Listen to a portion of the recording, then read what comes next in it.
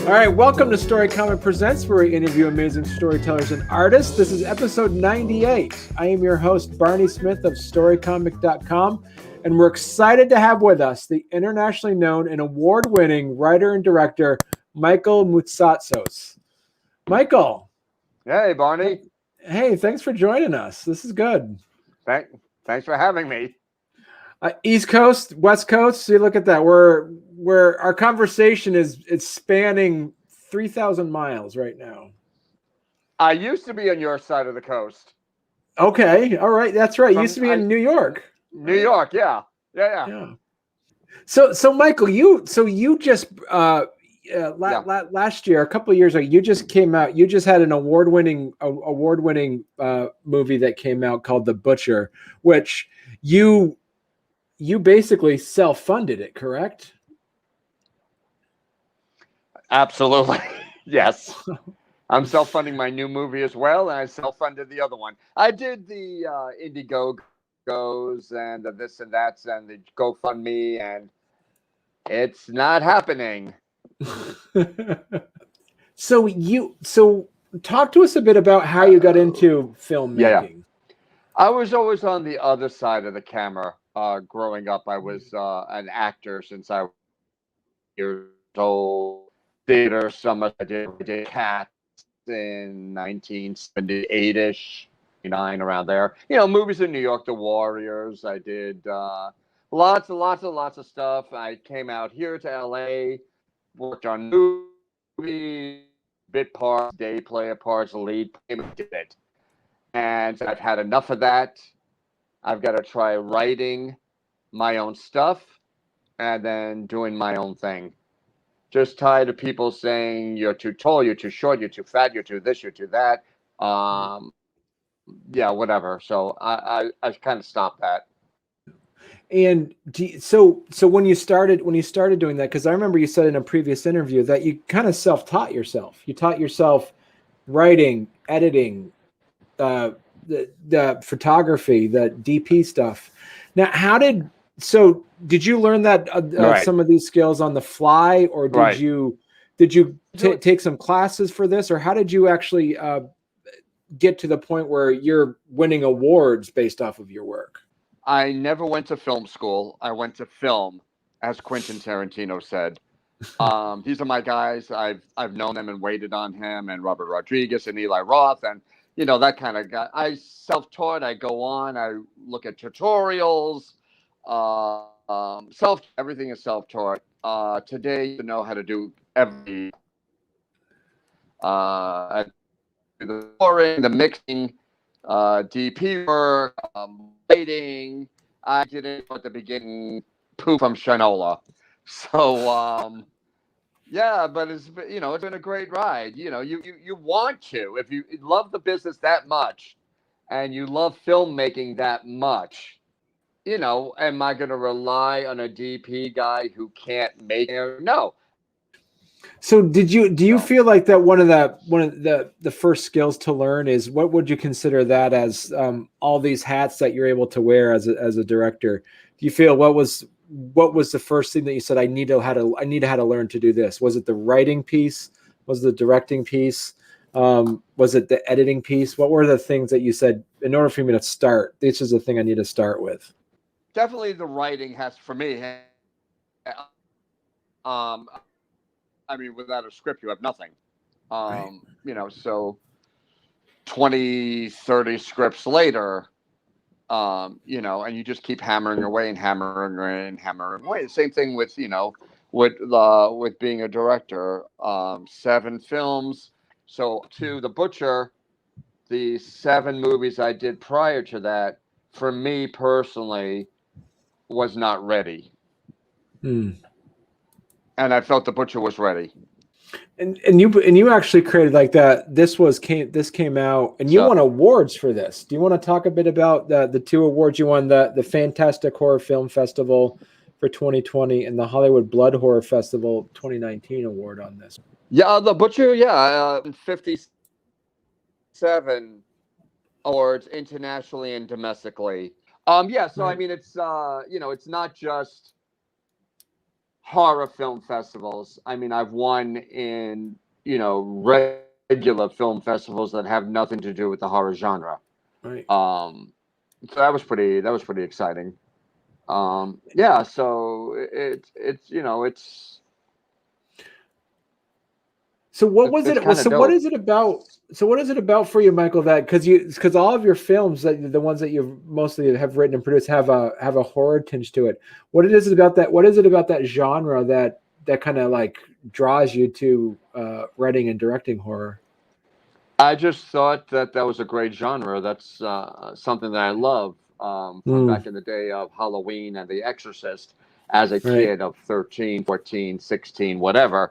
I dug those movies, and how do they do those special effects? And like in Halloween and Friday the 13th, the Tom Savini, you know, slicing and the aesthetics and then the blood squirts. And I thought that was pretty cool. Right. So the book plays homage to it. Texas Chainsaw Massacre is what kind the Butcher and Hostel, and I blended those together and did the Butcher. Right. And so what I like about, so there's a piece of some your work, especially in Ravage and also the Butcher. There seems to be also some hints of almost science fiction or fantasy in the sense where it's there's a level like that. Ravage is about, it's post-apocalyptic. There's the Butcher is about somebody who has mad cow disease, and he's able to kind of spread mad cow disease about. And so, is there something where is there a sense of making things a little bit more fantastical adds to the horror, or actually makes it more um, easier for the audience to kind of step away from it? I mean, the Butcher and Ravage both basically started as small, tiny little projects. They were both shorts. Right. Okay. I had no intention of making either one of them into a full-fledged feature. Ravage is being one because I just wrapped it a couple of last week. By me being stir crazy for the pandemic. Right. I wanted to write a small little thing, and maybe it had initially one person in it. It was a short. It was a 20-minute short, and it was one person. I said, "Let's go make it. We can do it safely." And another guy, a friend of mine, and didn't work out. I fired him. And it starts off. You're right. It starts off as Contagion-ish, the movie Contagion. Mm-hmm. And I moved it to and then I took liberties, of course, in the situation we're in now, which is not too far away. Other mutations, other strains, because the movie now takes place in the year 2032. So I took liberty. World War III broke out in the year 2022, next year. Nations blamed each other, so World War III happened. This one guy is the only survivor, and brings us to I Am Legend-y kind of territory, and he thinks he's the only person left on the planet. And obviously, he's not. But yeah, I mean, everything is born out of COVID. Everything, this movie is born out of COVID. We're still going through it. So, I Right. mean, my movie is coming to fruition. It's coming to, there's other mutations, there's other strains, there's other this, there's other that. So it's like, life is not just imitating art, but life is art, Yeah. if that makes any sense. Right. No, that does. Yeah. So And it's weird. Yeah, right. yeah, it's weird. So, talk to us a bit about, you finished wrapping up Ravage. You're now in pre-production for The Butcher 2. What was the inspiration behind making a sequel to The Butcher? I dug the project a lot. I'm kind of also, I was supposed to have been doing Amityville Legend. I postponed it until next year, until next January, because of COVID. I sent just the script out to film festivals. The script won 24 awards by itself. Wow. For me, that is more of a high, and for them that's more of a high because it's about the writer. And anybody can be a director, but to a 120-page script that people are digging. And I wanted to do something because I know there's a lot of Amityvilles out there, and they did that because it's the name is anybody could use the name, um, and they're making crap movies. They're just making shit. And mine is a year before the originals. Technically, you're not allowed to mention the names, which are not in the DeFeos, and the Lunces are not mentioned in my script. It's a fresh original script. It actually takes place in 1940 vaudeville, and then it Oh moves wow. to the 70s and Long Island, and yeah. But it's not like Amityville Shark or Amityville Possession or Amityville whatever. It's not crap. People are just using that name just to. I mean, I know 10 new ones that are coming out that are just. Come on, really, guys? Come on, really? But hey, more power to you. I'm sure there's an audience for that kind of stuff. That's just not me. I'm not that guy. I don't Right. go into that kind of schleck.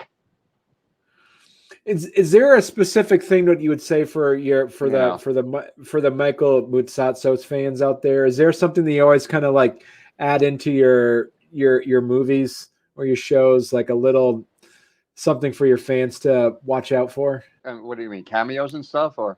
Well, cameos are little Easter eggs. Like, would you like, for instance, if somebody's watching Ravage, is there going to be any homage to the butcher in there at all? Like, No homage to the butcher, except I have a little cameo myself in Ravage. I gave myself a little 3-minute part. There's a really good friend of mine. There's a really good friend of mine who's a big rock and roll guy. I don't want to mention his name, but he's got a nice. He came to me and asked me, "Hey, you got something? I got this idea, blah blah blah." I'm like, "Yeah, let's shoot." He did. Um, there's little things to sci-fi, horror, little sprinkles of stuff, but there's not anything else really in your face. The butcher was more in your face. You can see when there's a Kill Bill's motorcycle in the corner, the war. There's a sign. I threw in the butcher in the background, and there's little Easter eggs like that. right. That were done deliberately. One of these, an interviewer from a magazine talks to me as the butcher, Thaddeus Knight, and he's a movie, not a movie critic, a food critic, and his name is Michael Myers. Hello. Things like that are done on purpose. But nothing really in your face in Ravage like that. Right. I just wanted to make them just two separate things. Your friend Rachel Kelly just says, "Can't wait to see Ravage." So In post, so hopefully we'll be doing audience screenings in my house. I have a theater in my house, oh, so cool. I can do have 40 people at a time, and just give me some feedback. 120 screen drops down, and just that's how I did it before. I mean, I'd have test screenings first. And I listen to people, and if certain things are warranted, to make a change. If not, I get the last say. Right. And hopefully I'm right. Oh, sorry guys, I screwed that one up. They can't be that. So, do you have any specifically within the horror movie genre? Is there any specific tropes, or is there any specific things that just kind of like that are like is a pet peeve to you? It's like, why do they have to do that? Is there anything in there that you say, in my movies you'll never see this happen because I think it's overplayed, or anything like that? I do have a few pet peeves in films, not just in the horror genre. Okay. Continuity, number one. I can name several films, but it's like what the did anybody in a studio not catch this, or whatever? But What the f-? My friends And know those- me. They love me. I'm sitting there watching a movie. I'm like, oh, for God's sakes, really? You know? That's the word for what's the word for the person that has to make sure there's that continuity person you have on the set to make sure, like, you know, between shots, like the cup is always at that half full mark or things like that. Well, I mean, you know, I mean, as far as like script is concerned, it's the script supervisor. But Okay. you know, I mean, I'm the writer, so I mean, if we, you know, we discuss things, and you know, how I felt last January when I wrote the damn thing is not how I'm feeling this morning. You know, I let the actors be. I want the actors to be organic. I want the actors. They don't have to say every and or but in my script. Like we just did with Ravage. There's a few scenes in there that's like, guys, we know where we're going. We know which points we have to hit. But I want the conversation and flashback scenes to be natural.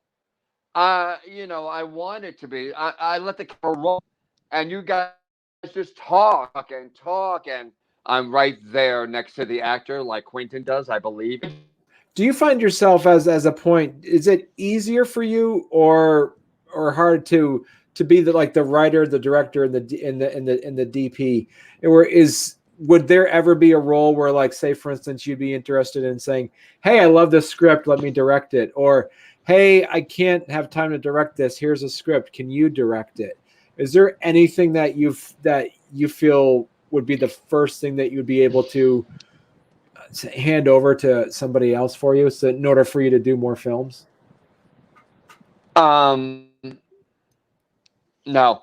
For me, I write and direct what I want to write and direct. I won't Okay. read somebody else's script for legal reasons, legalities. You could pitch a story to me if we're friends or something like that. I may write it and then give it to you and say, "Hey, run with it." It's just not worth my time. I was lucky with Ravage because when we finally got to the third group of actors, I fired two other group of actors prior to this. So the third time's the charm. I have a great cast this time around. We filmed May, June, July.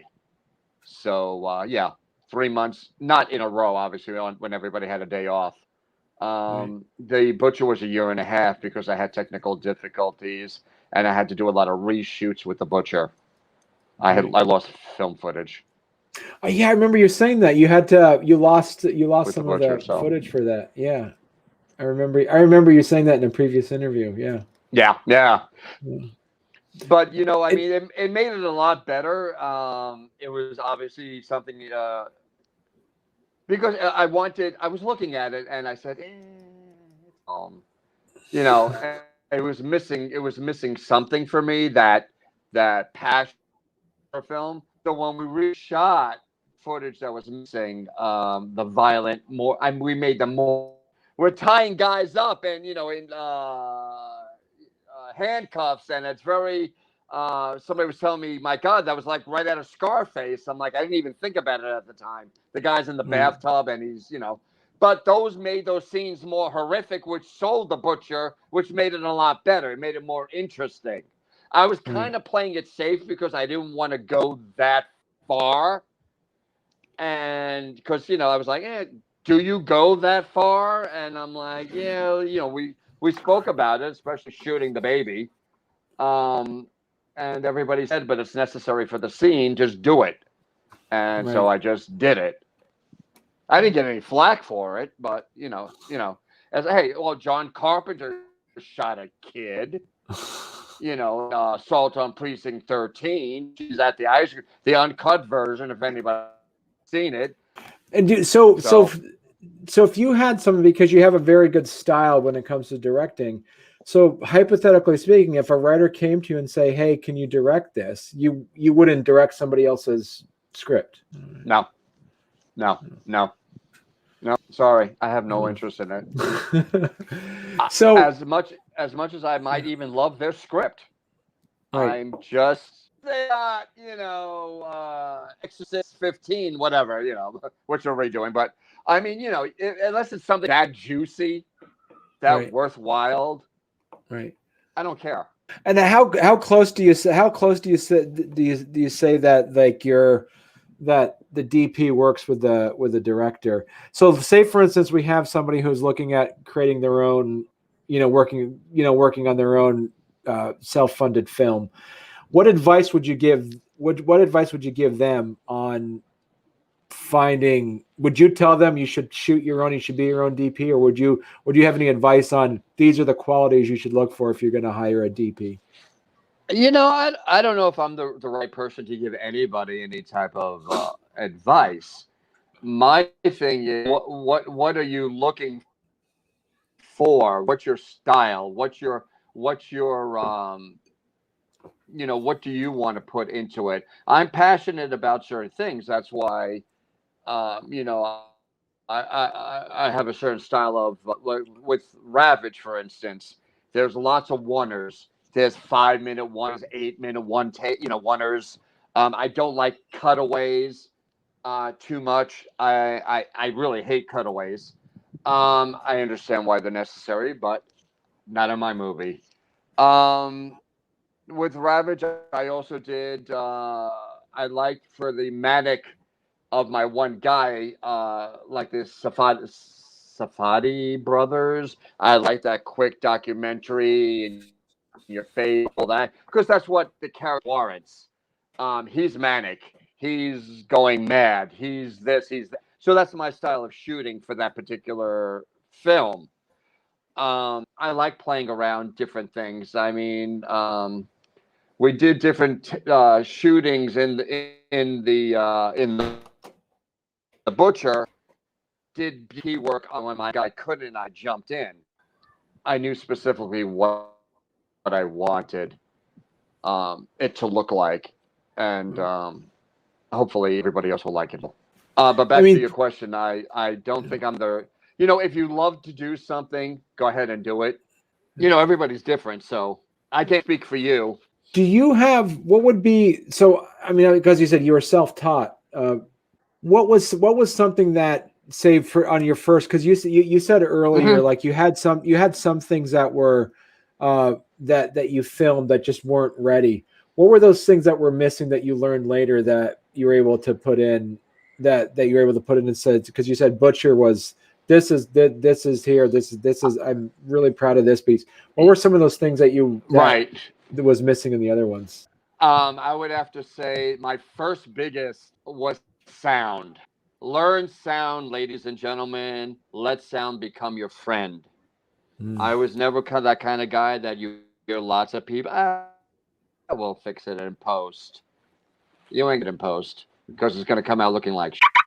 I try to film it right there and get the best take, this, the best that. Learning style. What's my style? Am I, I like listening and absorbing all the masters. The Butcher had 57 awards. I was never the guy that, hey, you're getting this and you're getting that, and first maybe 5. And I'm like, okay, coming from the bigger festivals, and you're not just winning someplace in Oregon somewhere, but bigger names and bigger places. That's pretty dope coming from somebody like from my background. I was never, like I said, I was never the guy where everybody just, hey, Michael, the greatest thing since sliced bread. That was never my bag. I was never that guy. Not that I was a loser, but things did not come easily to me. My mom always said, you're going to get things later in life. That's what she said. You're going to get things later in life. Things are going to come to you later in life. They did. So your friend Rachel Keller just asking, what got you into the film industry? I started as a little kid doing cornflake commercial, and then Dr. Pepper with David Norton. Wouldn't you like to be a Pepper too? In theater and stuff like that. And I was a loner, which I don't mind being. But going into that kind of a profession, and some see that you are looking for some type of an attention. Not necessarily love. I had love. I just, it just, I don't know. It was different. It was different back then, back in the '70s. But yeah, I mean, yeah, that's my background. That's my guy. I had no brothers or sisters to look up to or advice from. I stumbled and fell and did my own stuff. So, you things are right or you think things are wrong, and it's like, okay, well, So, and as you said, you're in pre-production of The Butcher 2. You're also in pre-production with your My Friend Billy. Talk to us a bit about how your works in progress. At what point do you have to make sure like you have a film my going friend to Billy, my friend Billy is Amityville now. Okay. All right. My question for you is like, so do you have to start and stop like a project to completion, or when you're like in post production, you're going to start doing pre production? Do you kind of have a movement happening where like you're also writing a script at one point while you're filming another movie, or do you start and stop to completion of one project before you start another one? One project at a time. Phil Herman gave me 36 pages to read because I do Ravage 2. And it's either going to be a prequel or a sequel. It can go either way. I don't want to give away the movie. But lines of what he sent me. I'm not in Ravage 2 mode right now. I'm not in Amityville mode right now. I'm not other than Ravage. Um, I edit as I go, so I always had an assembly. I always had the key pieces in there. I was editing. I was color grading. I was songs around and music around as I'm watching time. Special effects or Foley or that. We just a huge battle scene with 30 extras out at the LA River, and they're all mutations, and everybody's made up to look differently. They're not zombies in my movie; they're mutations. And my lead guy and the lead guy of he's the head of the Ravage creatures. Battle scene going on. It's not a cutaway in sight. And I was so freaking stoked about it. I still am. It's the one day we're at the river, and I was going to cancel that morning. My lead came over to my house at 5 a.m. We had to get to the river by 7. It was raining. One day in LA, it rains in 30 goddamn years, and I'm shooting that morning. And there was a 2 window of no rain. We go out there, and it's completely dark. And the class, I said, oh, this is so freaking dope. Let's shoot it. Let's do it. Let's go in. Blah, blah, blah. I want this. I want these key elements. It's so freaking cool. Damn. Yeah, I'm really excited about this movie. Yeah. I keep going. I'm in Ravage mode right now. Just getting the baby off the ground. Once I start sending it out there to film festivals, I'll be able to chill a little bit, and then perhaps just a little breather, taking a step back, and spend 2 months on this film, or a year on that film, or a year on that film. I mean, Butcher 2 has a cast. Whether those people will be with me on the journey, the same thing with Amityville. I cast 40 people in Amityville. Legend. Hopefully some of them will still be with me. Obviously, people are moving on to projects, stuff like that. I don't know. I don't know. I really don't know. Yeah, I'd love to do, like I said, I'd love to do Ravage 2. Maybe I'll have a bum ass and it'll be some movie from, I don't know. Ravage just came out of COVID. I was bored. I was home. I was like, I have to film something. I was like getting itchy. You know, I mean, The Butcher, it was filmed in 2018. It went out to festivals 2019, 2020 season. So it was winning 2019, 2020 awards. So I hadn't physically gone out to film anything since 2018. So I was getting, trigger happy, if you will, stir crazy. I was becoming Dean Taylor, the guy in Ravage. I mean, I was going stir crazy. I had to do something, and that's how Ravage was born. That's how Ravage was born. So Michael, if we have somebody that is listening or watching this, and they say, Michael, I want to do what you do. I have $200. I have $200 to my name.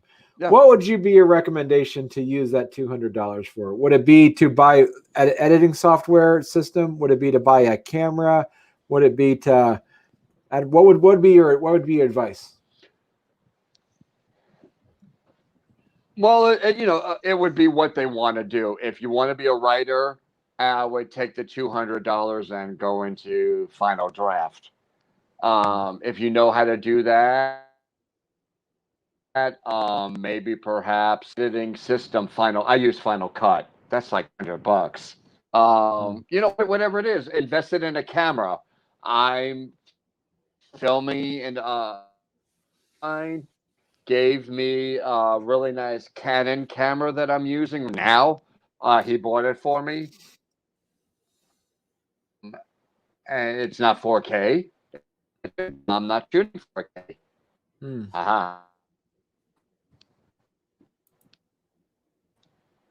That kind of thing.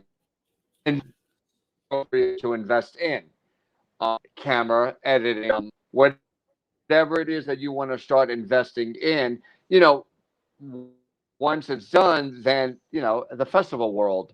So, that's a few more $1,000, folks. That's not, when you're seeing people even try to get stuff on campaigns, it's also for going to festivals. Festivals can be as little as $10 to enter, could be as high as $85 for Sundance or whatever, and stuff like that. So go to 10, 15 film festivals, 20 film festivals, and you could be at $1,000. Right. Yeah. Yeah. It depends on what you want. Go for the better ones first. I mean, if you're a new person, I'd go a little slower. Don't go to Sundance right away. Don't go to Cannes right away because it's not gonna get in. Start at the small, $10 or $15 and see where it goes. Baby steps. Everything's baby steps. I mean, do whatever you want to do. Life is too short, man. Just go for it and do it. Have fun. I see some that are like, oh my God, the this, the that, the drama of it all.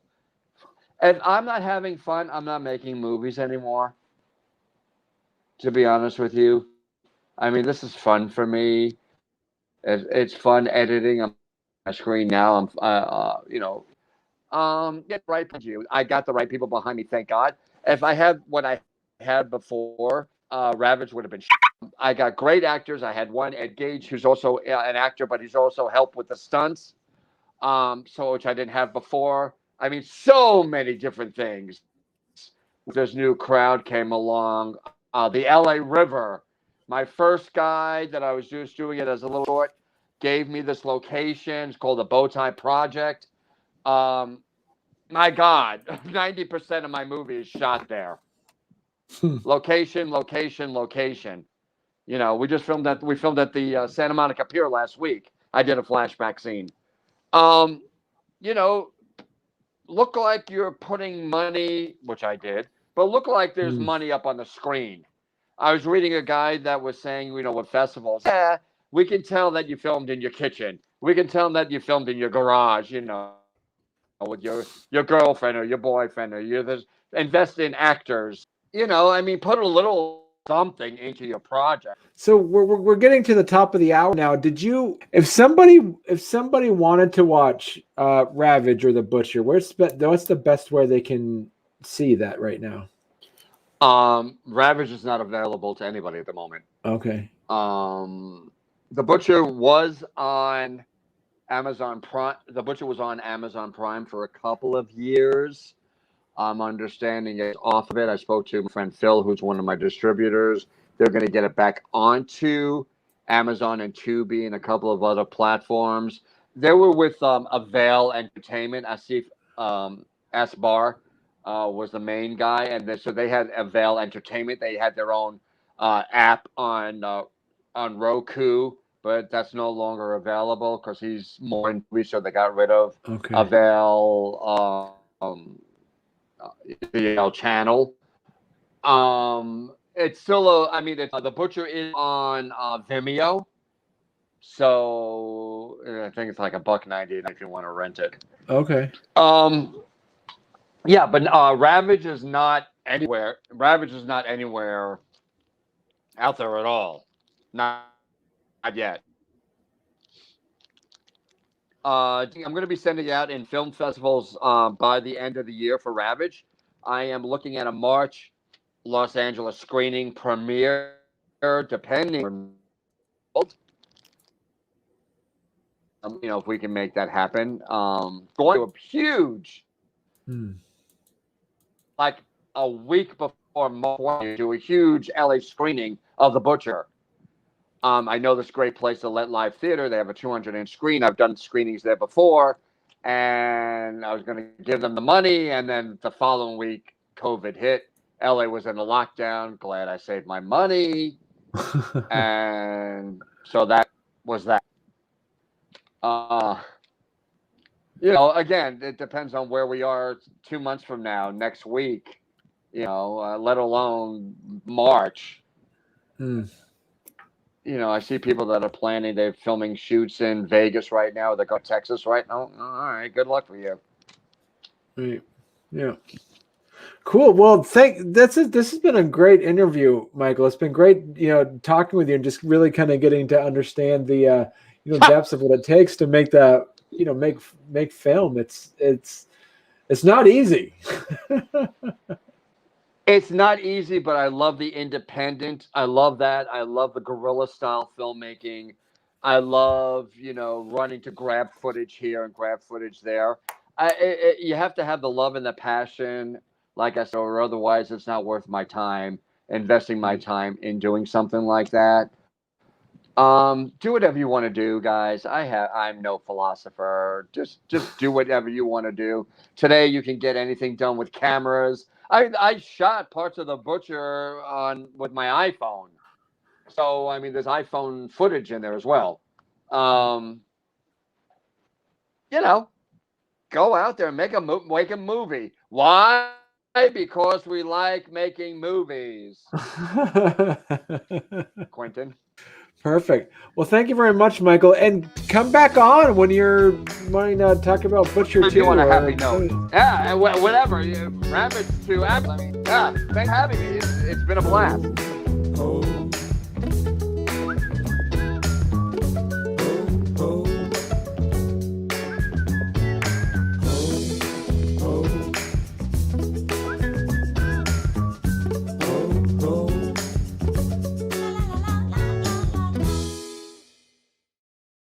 So how is it? So what would you say culturally speaking the difference between like California and New York for you? Well, it took me some getting used to Los Angeles because New York of the fast pace. Right. If saying we're going to have lunch at 3, we're having lunch at 3. Here, you can be 45 minutes to an hour late and they're on time. Everybody out here is slow. Transportation wise, not mentally slow, but transportation wise. Well, that too, but no. Yeah. Is it true? Is it true that in New York and in California people don't wear suits either, right? I think I've personally worn a suit. I'm out here 30. September will be 31 years.